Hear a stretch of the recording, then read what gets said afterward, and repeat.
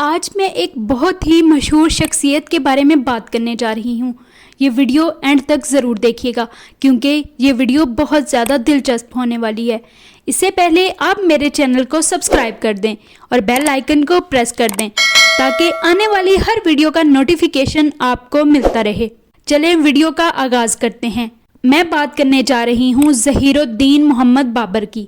بابر ایک مشہور مسلمان فاتح، سیاستدان، شاعر اور مغل سلطنت کے بانی تھے۔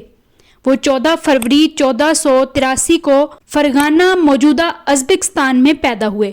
ان کا تعلق تیموری خاندان سے تھا اور ان کی والدہ چنگیز خان کی نسل سے تھی۔ اس طرح وہ دونوں عظیم فاتحوں کے خاندان سے تھے۔ بابر کو کم عمری میں ہی اپنے والد کی وفات کے بعد فرغانہ کی حکومت ملی، لیکن انہیں مسلسل دشمنوں اور بغاوتوں کا سامنا کرنا پڑا۔ ہندوستان کی طرف مبذول کی۔ اب ان کے ایک بہت ہی مشہور قصے کے بارے میں بات کرتے ہیں کہ اسے ایک بار جسم پر خارش ہو گئی۔ خارش اتنی زیادہ شدید تھی کہ اگر کوئی کپڑا اس کے جسم سے چھو بھی جاتا تو اس کے منہ سے چیخ نکل جاتی تھی۔ اس کے مخالف شیبانی خان کو پتہ چلا تو وہ عیادت کے بہانے اس کی تکلیف انجوائے کرنے کے لیے آ گیا۔ بابر کو اطلاع ہوئی تو اس نے سر سے لے کر پاؤں تک شاہی لباس پہنا، سر پر تاج رکھا اور دربار میں آ کر اس کے سامنے بیٹھ گیا۔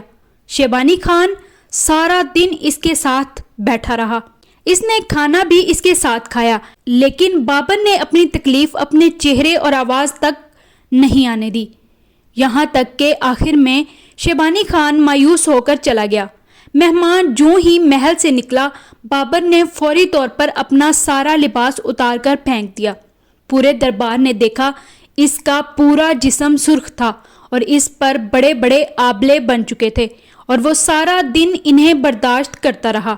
میری زندگی کا نچوڑ ہے، دنیا کو ہمارے دکھوں اور تکلیفوں سے کوئی فرق نہیں پڑتا، لہٰذا ہمیں چاہیے ہم اگر بیمار ہیں تو اپنی بیماری کو گردن سے نیچے چھپا لیں، اسے چہرے پر نہ آنے دیں۔ آپ کو یہ ویڈیو کیسی لگی؟ کمنٹس میں اپنی رائے کا اظہار ضرور کیجیے گا۔ ملتے ہیں آپ سے ایک اگلی بہت ہی دلچسپ ویڈیو کے ساتھ، تب تک کے لیے اللہ نگہبان۔